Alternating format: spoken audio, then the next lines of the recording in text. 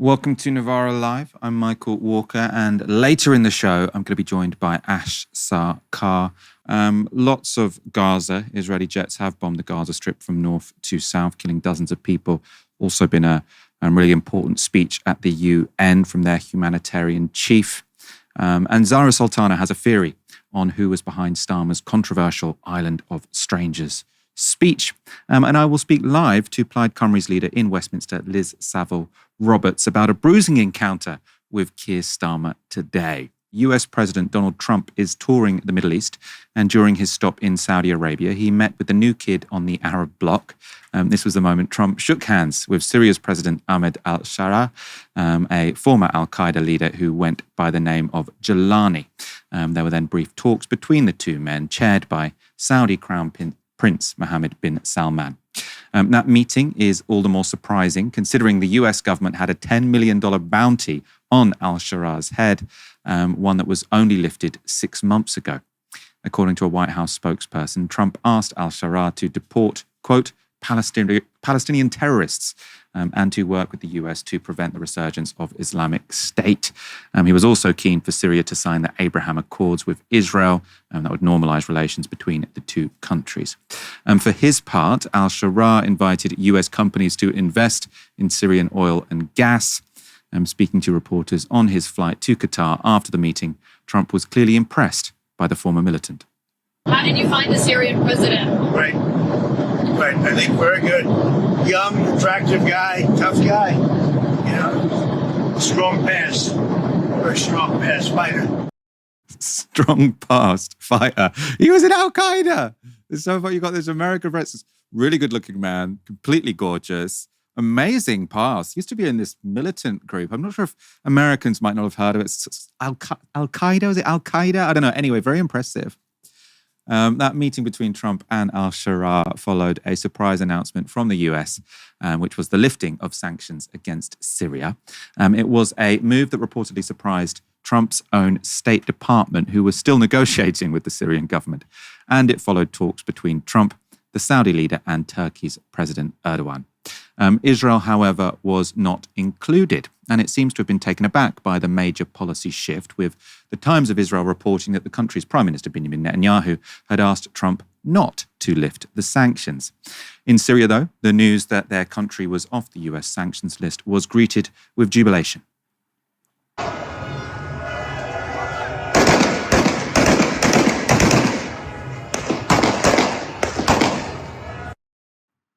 Speaking at a Gulf Cooperation Council meeting in Saudi Arabia today, Trump gave his reasons for lifting those sanctions. Felt very strongly that this would give them a chance. It's not going to be easy anyway, so it gives them a good, strong chance. And it was my honor to do so. So we will be dropping all of the sanctions on Syria, which I think really is going to be a good thing. During an earlier speech at an investment forum in Riyadh, Trump also laid out his vision for the future of the Middle East. Before our eyes, a new generation of leaders is transcending the ancient conflicts of tired divisions of the past and forging a future where the Middle East is defined by commerce, not chaos, where it exports technology, not terrorism, and where people of different nations, religions, and creeds are building cities together, not bombing each other out of existence. We don't want that. So it was an interesting speech because it also sort of earlier on contained a criticism of former American policy in the region, sort of saying that regime change wars had been a disaster. America trying to impose its, quote unquote values had been a disaster. Trump saying, I'm a businessman. I don't care how you govern your countries. Let's all just do some trade or make some deals, I suppose. Yet to be seen whether that will be any less catastrophic than previous US policy in the region. Trump has now arrived in Qatar, where he met with the country's Emir Sheikh Tamim Al Thani. A big deal signed between the two leaders today involves Qatar pledging to buy 160 jets worth $200 billion from US manufacturer Boeing. Trump and Al Thani also signed a number of deals on defense, including the promise of military cooperation between the two countries. But the topic of jets and Qatar may be a touchy one for Trump. He's under scrutiny for accepting a $400 million luxury jet from the Qatari royal family to replace Air Force One. Now, according to many, Trump's accepting the gift would be a violation of diplomatic protocol as well as a breach of the US Constitution. But the president doesn't seem that bothered. On Monday, he answered questions about the gift. I could be a stupid person and say, oh, no, we don't want a free plane. We give free things out. We'll take one, too. And it helps us out because, again, we're talking about we have 40-year-old aircraft. The money we spend, the maintenance we spend on those planes to keep them tippy-top is astronomical. You wouldn't even believe it. So I think it's a great gesture from Qatar. I appreciate it very much. I would never be one to turn down that kind of an offer. I mean, I could be a stupid person, say, no, we don't want a free, very expensive airplane. So the controversy is because especially this isn't a plane which will then go on to the next president. It will go to Trump's presidential library, and when he stands down as president, which means he'll get the plane. So he'll get this $400 million plane. Apparently, I think in US law, if you are a state official, you can't really accept anything worth more than $300. Obviously, campaign financing makes most of American politics corrupt anyway. But this idea that you can just take a personal gift, the numbers are supposed to be very, very small. $400 million, definitely far above that. Early today, I spoke to Seamus Malakafzali, a journalist specializing in the Middle East, about Trump's tour. I began by asking him about the significance of Trump lifting sanctions on Syria. It's an extraordinarily significant moment. The sanctions regime that had existed on Syria by the United States had been among the most crippling of any nation. Pretty much all sectors of the Syrian economy was affected, and it was really hampering reconstruction efforts under the previous Syrian government under Bashar al-Assad. The idea that now Trump is moving forward with lifting all these sanctions to give what he called, I think, a clean start to the new Syrian government without seemingly any of the preconditions that have been previously discussed. It's shocking, but after what Ahmed al-Sharaa had suggested previously, what offers he was himself giving to the American government, I guess that was inevitable. There were suggestions, it's not suggestions. Trump has encouraged Syria to sort of create closer ties with Israel. Could that be a condition of lifting of the sanctions? Is that just sort of Trump saying what he thinks the Israelis want to hear? Is it remotely plausible that Syria would sort of create closer ties with Israel? I'm unsure of the relationship between what Trump would personally want. I don't think he personally cares very much about what Syria does with Israel, but that is something that Syria, I think, is moving toward anyhow. Outside of Trump, they need to have friendly relations with the United States, those institutions. Right now, you just had a Syrian official tell Israel's state broadcaster that they want peace with everybody, and of course, that would include Israel. Numerous Syrian officials have visited Israel over the past couple of months. That seems to be the path that they're going on, despite the fact that Israel bombed near the presidential palace just maybe a week ago, 2 weeks ago, and they seemed like they were going to be on the path to further conflict. Whether or not normalization will actually happen is still up in the air, but that is something that Syria wants and is actively pursuing. And what would explain that? That might surprise people, Israel carrying out this genocide in Gaza, then you've got a neighboring Arab country who's saying, well, now is the time after, 70, 80 years, now is the time to normalize relations with Israel. What's going on there? If you're talking just like purely about economic concerns, political concerns, Syrians will readily tell you that it's been 14 years of war against the Assad government. There doesn't need to be more war if we can come to an agreement with Israel and we can end this and pursue other avenues, pursue greater avenues, and that's something that should be pursued. But also, to be frank, Israel maintained a non-adversarial relationship with the Syrian opposition for a very long time. Syrian fighters were treated in Israeli hospitals in the north of the country. They supplied weapons to certain opposition groups that were in the south on the border of the occupied Golan Heights. And they also took credit for the fact that Assad was overthrown. Not to say that they were the primary people responsible for it, but they did claim to have a hand in that. It was an active foreign policy goal that they pursued. The idea that Syrian groups that may have pursued a rhetorical opposition to Israel in the past, like al-Sharaa did numerous times, in actuality may want to pursue normalization. I think that was always on the cards. And as you can see, it's being put into action now.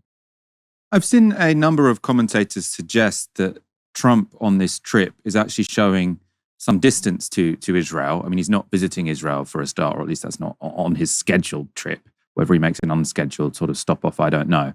But the fact that he's not visiting, or he hasn't planned to visit Israel, but he is visiting sort of everyone else in the neighborhood, people are saying, is Trump sort of shifting the White House away from Israel compared to Joe Biden? What's your take on that? I would always be hesitant. I mean, there were stories, constant stories during the Biden administration from places like Axios in particular, Barak Ravid, talking about the fact that Biden was at his wit's end with Netanyahu. This is the worst the relationship has ever been. And then the weapon shipments would still come. The cover for the continuation of Israel's genocide would still continue. I think Trump is more prone to letting his personal grievances, his personal wants and dislikes control his foreign policy than Biden was. But to the extent that this shows like a meaningful break in the sense that he would pursue something different outside of negotiating with Hamas directly, I really think that's long term. I don't think that's going to be the case, and in the short term, I really don't think it's really any change of policy either. He's very suggestible, always has been very suggestible. And I think inevitably when Netanyahu comes knocking again, he'll get right back on that train. Same thing with when he did the ceasefire in Gaza back in November, back in December. And then only a couple months later, he fully signed off on the expansion of that genocide in March. And what have we learned about Donald Trump's sort of foreign policy in the Middle East more generally in this trip? There was a speech, I think given yesterday in Saudi Arabia, where Donald Trump basically said, look, the days when we come into the Middle East and tell you what to do are over. The Iraq war was obviously a disaster. Let's just do business. And obviously it's a very sort of amoral way of doing politics. He's explicitly saying, I don't care about human rights. I don't care about anything like that. But there's an argument that that's a less disastrous foreign policy than the one which came before. I've seen sort of a number of people on the left sort of saying, well, this is actually, I kind of agree with this speech. What's your position? I mean, in theory, when we hear these terms, I mean, these are terms that have been trotted out for forever now, almost as long as I've been alive. The idea that nation building in the Middle East doesn't work, and therefore we should pursue other avenues. But in the past, these avenues meant that you would pursue a more diplomatic and friendly relationship with countries in the Middle East, and you would maybe contribute to, I don't know, an independent reconstruction of these countries. What is being pursued right now is in both an abandonment of nation building, but also a full speed destruction of these societies. Destroying institutions, gaming on the destruction of civilizations practically, and planning on leaving nothing in their wake. I mean, with Gaza as the most obvious example, but also Lebanon, Syria to a certain extent. I mean, there's no vision being articulated there. The vision is that we're going to continue destroying, but we're not going to be concerned with what comes after that. If people want to destroy you, that's fine. If people want to engage in genocide, that's more than fine. We'll supply the weapons, we'll make money off of that, but it's none of our business creating a democracy or creating a faux democracy. It's a return to imperial colonialism. You know, might makes right. It's not a progression. It's not an anti-war policy. For clarification, when you talk about sort of the destruction of civilizations, I mean, obviously all of our audience is going to know what you're talking about when you refer to Gaza, with Lebanon as well. It's not particularly mysterious. I suppose Syria, I mean, lots of people are looking at that and saying, oh, now we've got potentially some chance for a brighter future. There are no sanctions. The rest of the region, Are there institutions being collapsed elsewhere? I mean, that's sort of just a very pessimistic view of the region as a whole, not just Gaza. And I sort of wanted to ask you to expand on that. I mean, this is a bit talking about long-term things, but across the Middle East, you are seeing the hollowing out of society by governments who are allied to the United States. I mean, Saudi Arabia and the UAE are counterexamples to this. I mean, they're obviously their economies are growing, they're diversifying their economies. They're attempting to place themselves as majority powers, but in places like Egypt, the economy is constantly on the verge of collapse. The president is essentially sectioning himself off from the rest of the population. In Jordan, they're banning major opposition to its power, and so that it can continue its collaboration with Israel, and that can't be jeopardized. We're heading towards a very difficult and dark period, even if things may improve in the short term in Syria economically. Again, that phrase that I used, there's no vision being articulated here. People in the Middle East are not being given anything to hope for anymore, and America is actively engaged in promoting a policy where vision is to be absconded from entirely. I understand that this is a bit abstract, but it's a very difficult thing to ponder. And finally, there might not be, vision or real hope. I suppose respite might be sort of the most that people can hope for. Let's talk about Iran. Trump, obviously, sort of in his first term, he ripped up the Iran nuclear deal, crippling sanctions put on the country. He's now saying that he's hopeful that a new nuclear deal can be reached. What's going on there? How should we understand that? Respite is a good word for it. From what I am understanding from how the Iranian media is talking about it and the American media is talking about it, is that a deal looks like it's very much on the horizon, and it is going to be a repeat of the JCPOA, the original nuclear deal.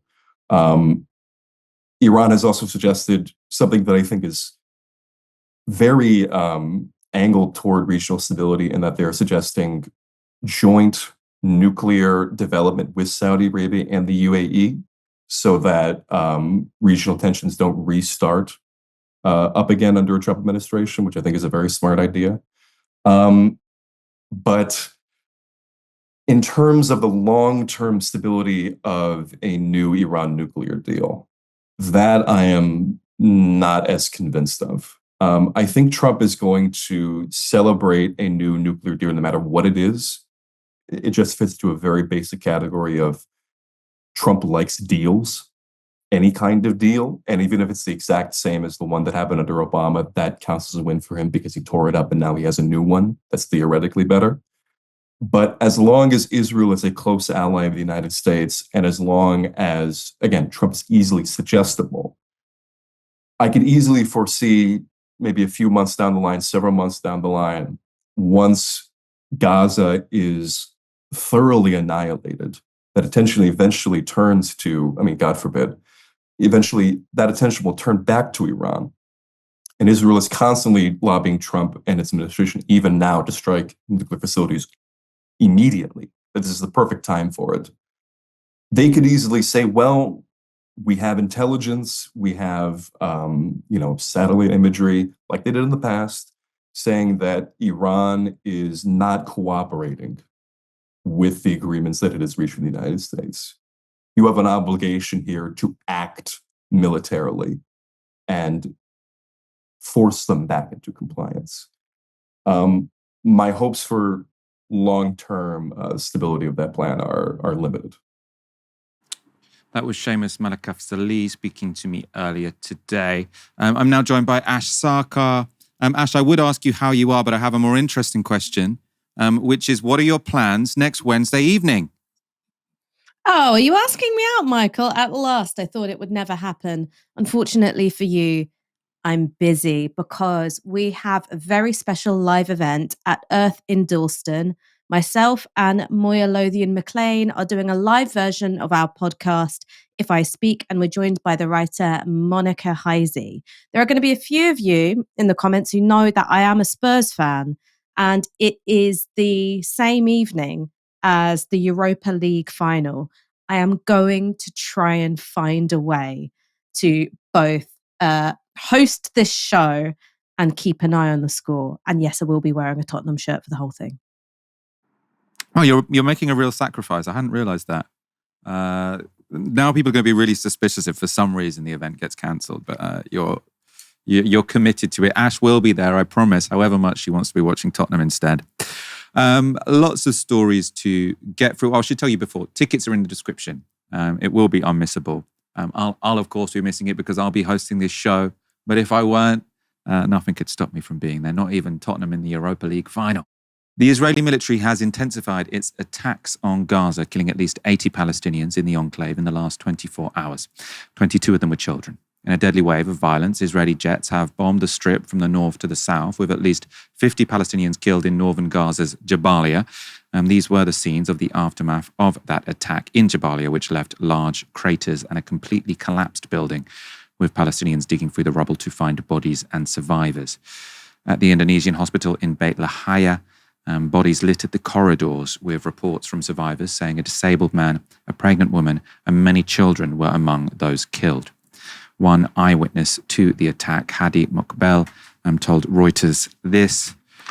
They fired 2 rockets. They told us the house of Mokbel. We came running. We saw body parts on the ground, children killed, the woman killed, and a baby killed. His head was exploded like a flower. Oh my God. He is 2 months old. Does God say so? God does not say so. We accepted the famine, and they, Israelis, are happy. They eat and drink. Israel has also been attacking hospitals again. In the south of the Strip, the European hospital in Khan Yunis was bombed on Tuesday, with eyewitnesses saying 9 missiles slammed into the hospital and its courtyard. This CCTV footage from the hospital courtyard shows the moment one of those missiles struck in an area adjacent to the hospital. You can see people running from the sound of the bomb before an explosion sends bodies and rubble flying through the air. The afterflame of the missile then burns for a while before leaving a large crater. Moments later, you can see scores of Palestinians fleeing the area in case of further missile strikes. 28 people have been reported killed in that attack, with a further 70 injured. Reports have also emerged of Israeli drones firing on rescue workers attempting to help those injured in the bombing. British surgeon Tom Potokar was working in the European hospital when the missiles struck. He told Channel 4 News what happened. We'd finished in the operating theatre, just come back to the residence, which is within the compound of the hospital, and there was 4 or 5 enormous explosions. No pre-warning. Often you hear drones overhead first or aircraft approaching, but this time nothing. Smoke filling the air, filling the rooms. Ran downstairs. There was a huge crater right outside the entrance to the hospital, with some wounded lying around that. And then further damage within the hospital, a lot of the walls, the ceiling, the operating theatre area, rubble on the floor. Do you have any idea why the hospital might have been targeted? No. A Palestinian cameraman working for the BBC was also at the hospital when it was bombed. A BBC colleague was carrying out an interview when the rockets landed.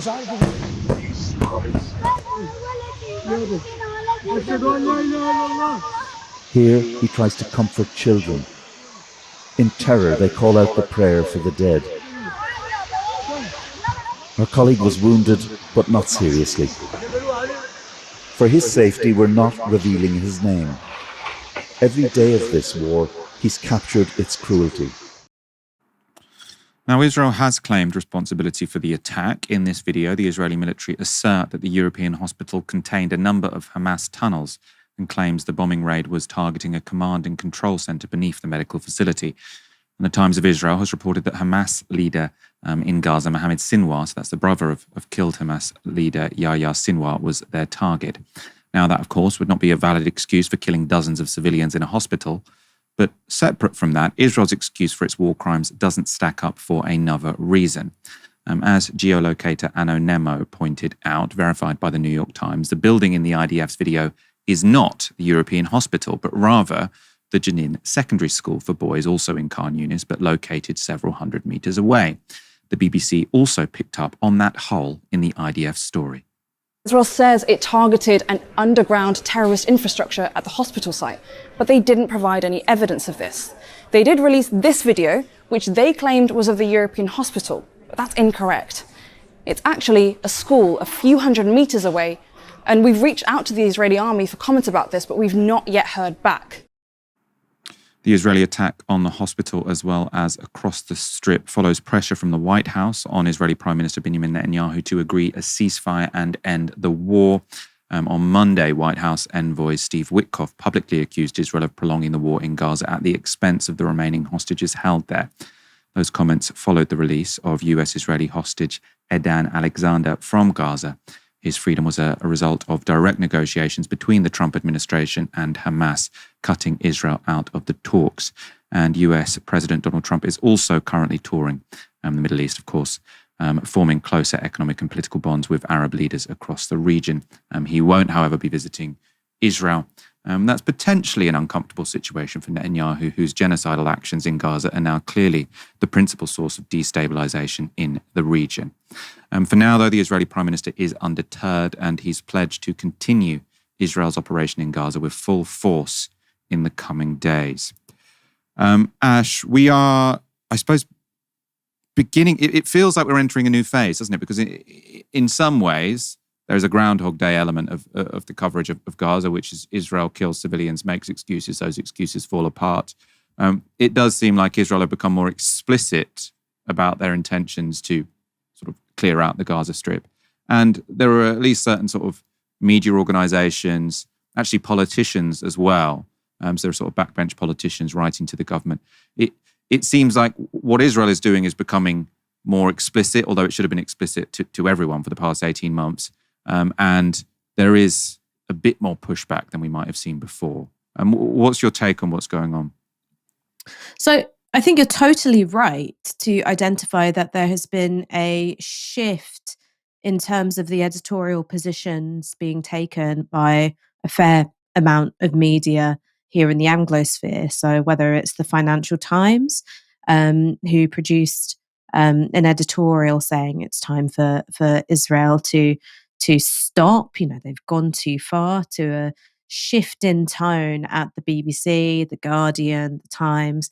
I think you're right to say that the withholding of aid, the imposition, the creation of a famine, and the renewed assault on civilians and civilian infrastructure has resulted in, I don't know, a greater willingness to call out some of the obvious on the part of Western media.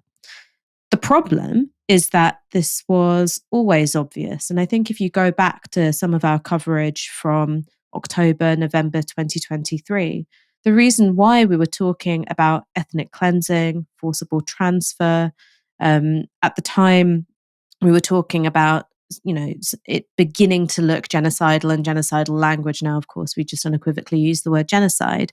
That's not a product of, well, we've taken this ideological position and we were going to say it anyway. That's because if you looked at the facts on the ground of what was happening in Gaza, those were the conclusions we were forced to draw. The reason why the rest of the media wasn't following suit was because in the wake of October 7th, they didn't want to appear anti-Semitic or callous or unfeeling to the loss of life on that day. So basically, there was a political sentiment that the Western press wholesale adopted. They were scared of pro-Israel lobbyists. They were scared of being called anti-Semitic. They were scared of basically, well-placed individuals who wield power and influence sitting on their head. So they refused to open their eyes to Israel's intentions and actions in the Gaza Strip. Now that time has gone on, and it's obvious that Israel has no interest in the safe return of hostages. They're quite happy for hostages to die under the same rubble that kills Palestinians. The scales has begun to fall from their eyes somewhat. I do want to draw your attention very quickly to something that Netanyahu himself said this week in front of the Knesset, he said, we're destroying more homes in Gaza. So the same way you might have another prime minister say, well, look, we're delivering on our campaign promises. For Netanyahu, that's saying, look, we're destroying more homes in Gaza. I'm delivering for you. He also said, and I quote, the only inevitable outcome will be the wish of Gazans to emigrate outside the Gaza Strip.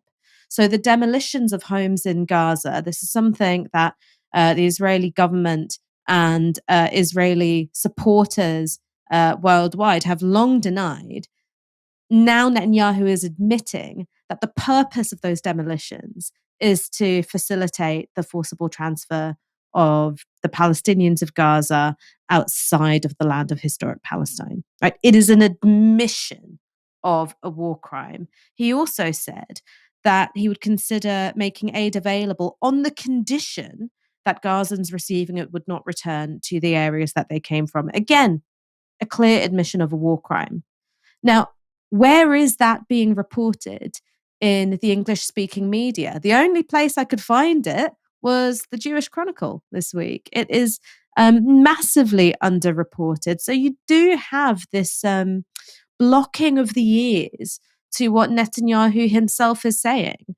It is not a matter of opinion that Netanyahu intends and is carrying out war crimes. It is a matter of fact. If you look at what's happening on the ground and you look at what's happening, what's coming out of his own mouth. So while the media's position has shifted somewhat, I don't think it adequately reflects the reality, because there is this still a tendency to try and equivocate or try and create a false balance to say, oh, maybe it's war crimes, maybe it's not. I mean, no, it is. Netanyahu all but uses the word war crimes, right? It's the only thing he stopped short of saying is, yes, I am committing these very specific breaches of the Geneva Conventions. Israel is no longer hiding its genocidal actions in Gaza, and UN officials are begging world leaders to act. At a meeting of the UN Security Council on Tuesday, the organisation's coordinator for humanitarian relief, Tom Fletcher, delivered this powerful speech. Every single one of the 2.1 million Palestinians in the Gaza Strip face the risk of famine. 1 in 5 face starvation. Despite the fact that you have funded the food that could save them. The few hospitals that have somehow survived bombardment are overwhelmed. The medics who have somehow survived drone and sniper attacks cannot keep up with the trauma and the spread of disease. Even today, the European Gaza hospital in Khan Yunis was bombed again, with even more civilian casualties reported. I can tell you from having visited what's left of Gaza's medical system that death on this scale has a sound and a smell that does not leave you. As one hospital worker described it, children scream as we peel burnt fabric from their skin. And yet we hear that we did all we could. And for those who will not survive what we fear is coming, in plain sight, it will be no consolation to know that future generations will hold us in this chamber to account. But they will. And if we have not seriously done all we could, then we should fear that judgment. I think that phrase, in plain sight, is what was, I mean, everything he said was really powerful. I recommend going to seek out and watching the whole speech. But he was saying, these despicable, horrific actions that will be looked on in history as a genocide, I'm sure. And it was all in plain sight. And everyone on the Security Council, well, especially the Western countries on the Security Council, either actively backed Israel in doing it or said, well, what can we do? We would like to stop sending weapons, but that could interrupt some of our diplomatic and military supply chain. So that would be a bit too much. We could put sanctions on them, but I don't know. That would be a bit severe.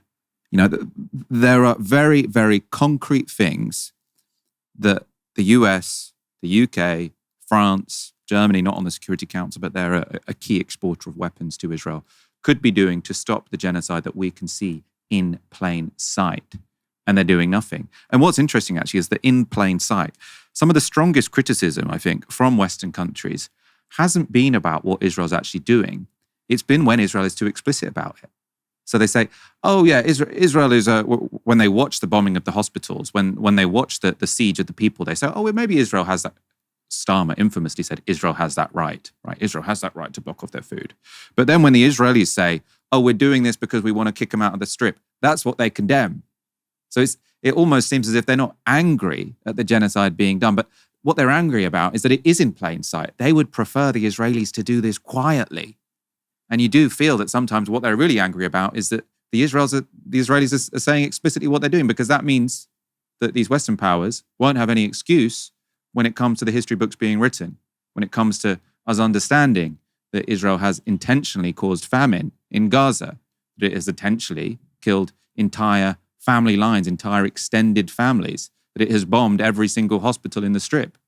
And the Western powers want to be able to say, oh, but maybe Hamas was under the hospital. But then in the history books, we'll see, but the Israelis were saying the whole time that they were doing this because they wanted to kick these people out of their homes.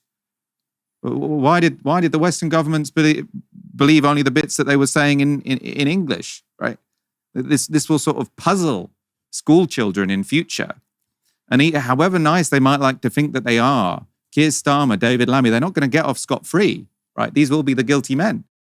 The row about Keir Starmer's Island of Strangers speech has continued to roll on, and Zarah Sultana has picked out one particular advisor for the bulk of the blame. When you heard that phrase, an island of strangers, how did you feel? I was shocked. A Labour Prime Minister literally taken a quote from the Rivers of Blood speech, which Enoch Powell delivered in my hometown of Birmingham. I couldn't actually believe it. And I know that there are some efforts to pretend that this is just a coincidence, just something randomly picked out of air. But as a politician, I can tell you that you don't just get a speech on the day. It is drafted, I imagine, in Downing Street by numerous people. It is probed over, there are edits made, it is fact-checked. So for me, someone had Enoch Powell's speech on a PDF and was picking quotes, and that's how that phrase was in that speech, and that to me is highly concerning. You tweeted today, everyone knows exactly who that person is. Who is it? Well, it shouldn't come as a surprise, but I believe that is Morgan McSweeney. He's the Prime Minister's Chief of Staff. Absolutely, and we know that no decision in Downing Street takes place without his approval, so he definitely would have had sign-off, but the Prime Minister himself approved of those words and delivered that speech, so the buck lies with the Prime Minister. Obviously, Morgan McSweeney's not here, as we can all see, so we don't know if that's true or not. Let's get up the relevant passages from Starmer's speech and the infamous Rivers of Blood speech. This is what Starmer said.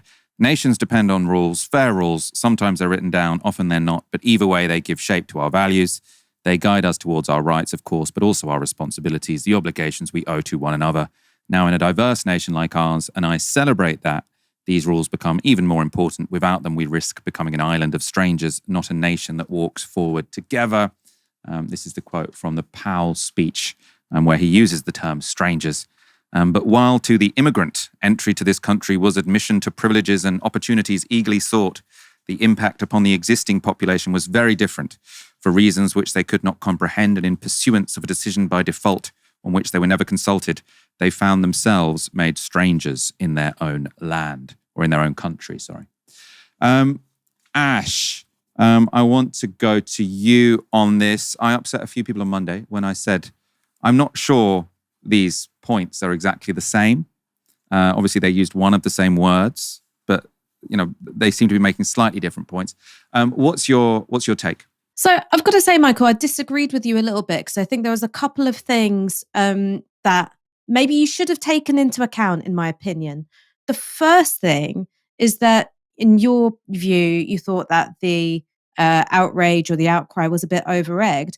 I think what that doesn't take into account is that the outrage is part of the political theatre that Keir Starmer is trying to pursue, because the Labour head honchos and strategists have sat down, they looked at the local election results, and they're going, how do we respond to the rise of reform? Now, rather than responding to the rise of reform by saying, okay, we're going to do economic populism, they're doing the same thing that they always do, which is they go, oh, why don't we try and do like a little bit of populist nationalism? Let's bash on the immigrants.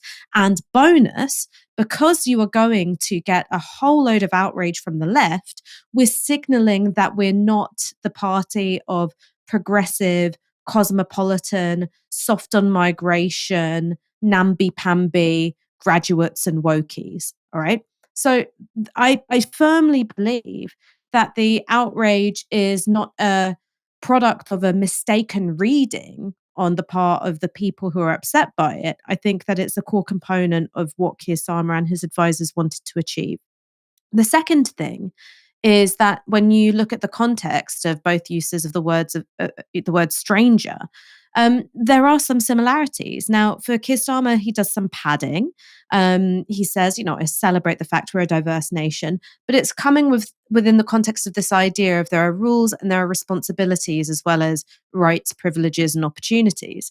Similarly, Enoch Powell is talking about the immigrant who comes here in pursuit of opportunities and privileges. So what we've ended up with Keir Starmer is Diet Powell. The reason why maybe I'm less shocked than other people about that, and I've written about this both in my book and I wrote an article about this a few years ago, is that pretty much every single prime minister has dipped a toe into the Enoch Powell paddling pool. Because while Enoch Powell was forced to resign from the Conservative front bench, Powellism itself became the dominant frame through which immigration was understood.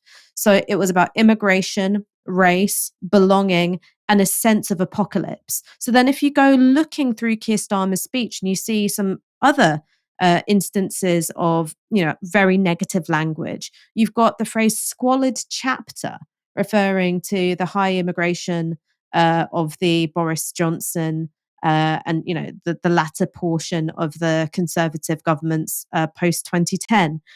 You've also got incalculable damage. Now, Keir Starmer doesn't use words like squalid chapter to talk about the decade of lost pay growth. He doesn't talk about incalculable damage when he's thinking about the missed opportunities to decarbonize our economy or to get feces out of our waterways.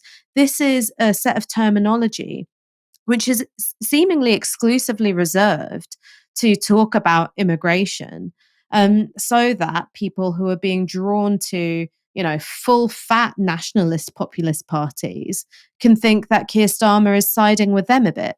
And it's not going to work. It never really has worked for Labour prime ministers. When you go back to the early 2000s, when Tony Blair and David Blunkett really, really lent into this idea of an anti-asylum crackdown, it strengthened the hand of the BNP, who, got some of their first councillors ever in the local elections of the early 2000s. So this is where I disagree with you, Michael, is that one, I think the outrage was calculated. Two, I think the little nod and a wink to Powell with just enough plausible deniability, I think was part of the plan.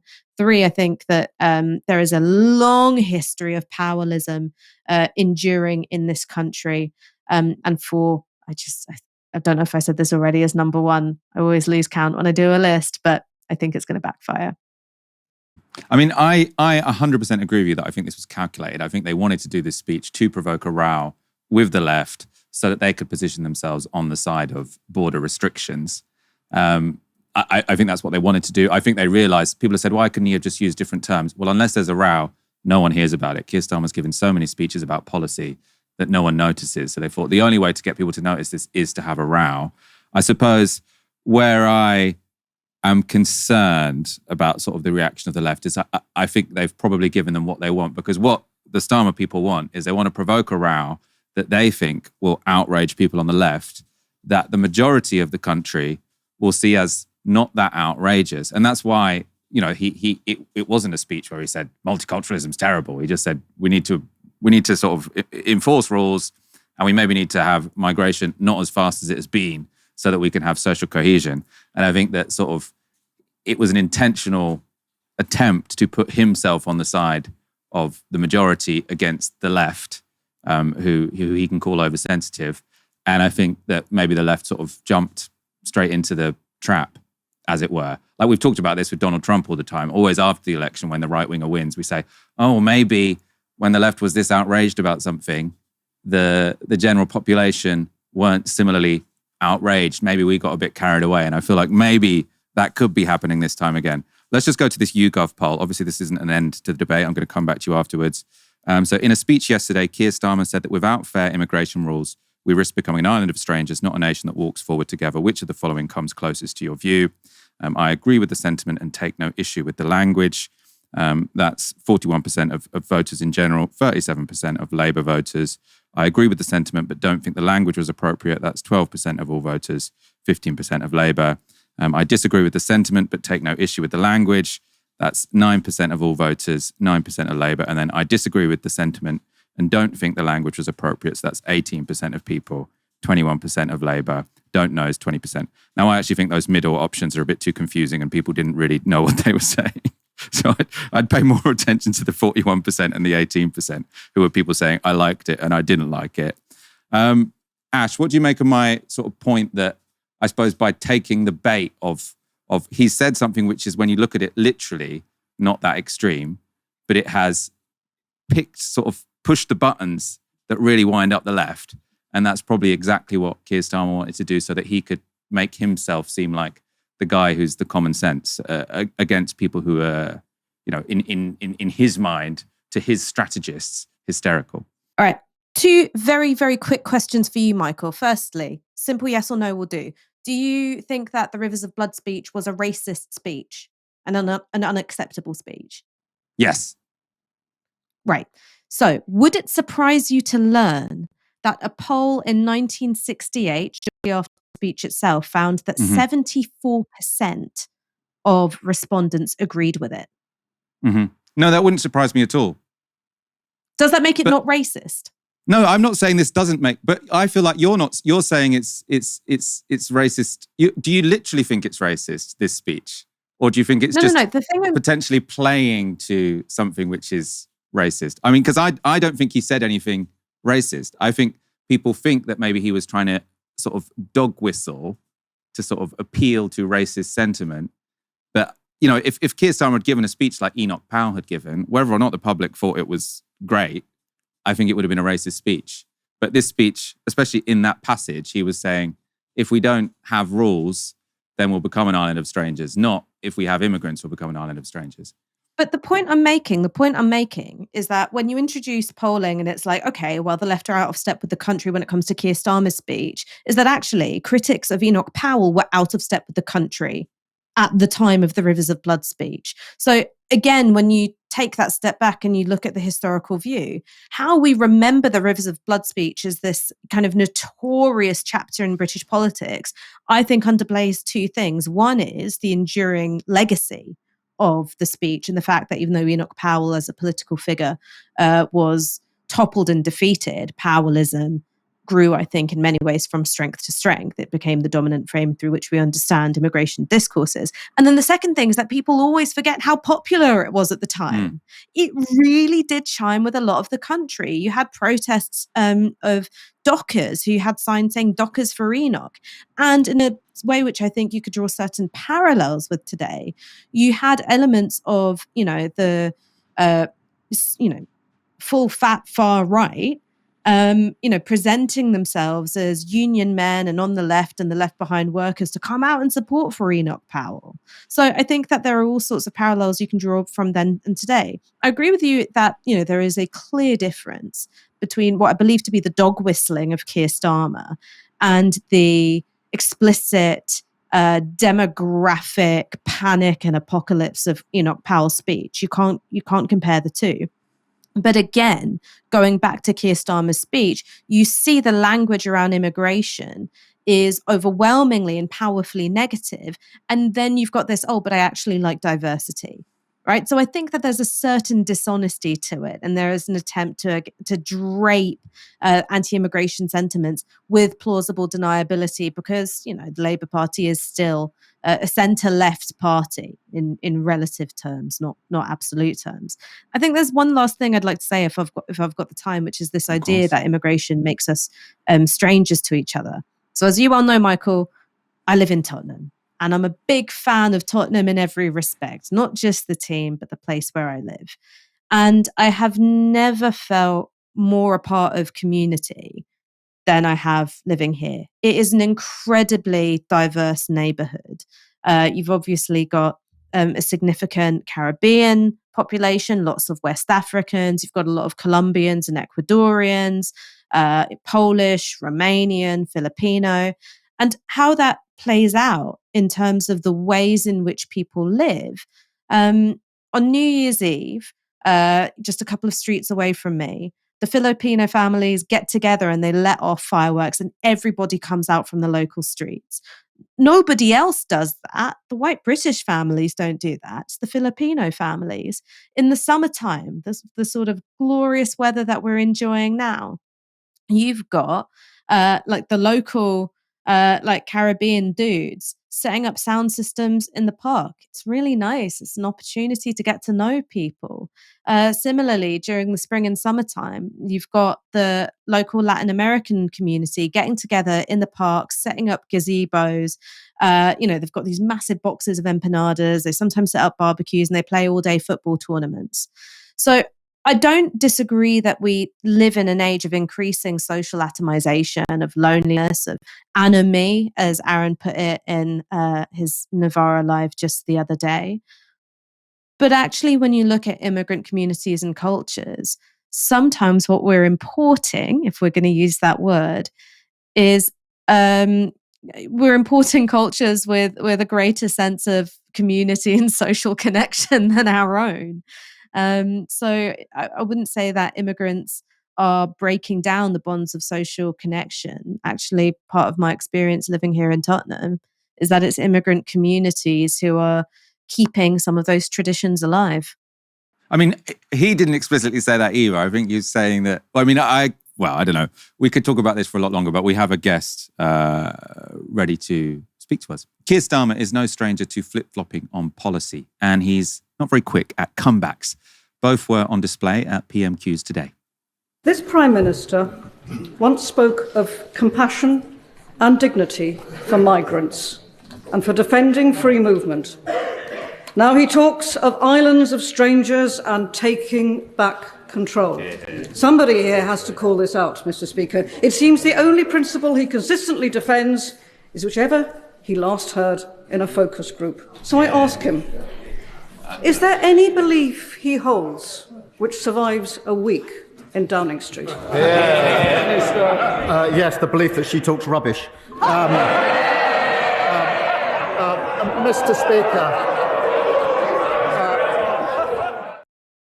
So Rachel Reeves found that positively hilarious. You could sort of just hear her gushing laughter through the microphone. Asking the question was Plaid Cymru's leader in Westminster, Liz Saville-Roberts. And she joins me now.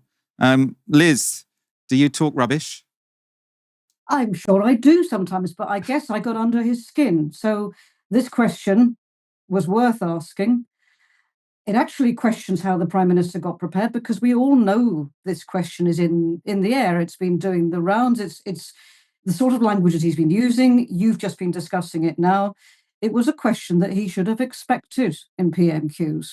And in all honesty, I didn't know actually whether somebody else would ask it before me. But I had it ready, and I had another question ready as well in case somebody had. And that was why I said, this is something that we need to raise it here, because the sort of language that Prime Ministers, politicians and the public eye use really matters. And the thing was actually quite surprising how the Prime Minister responded.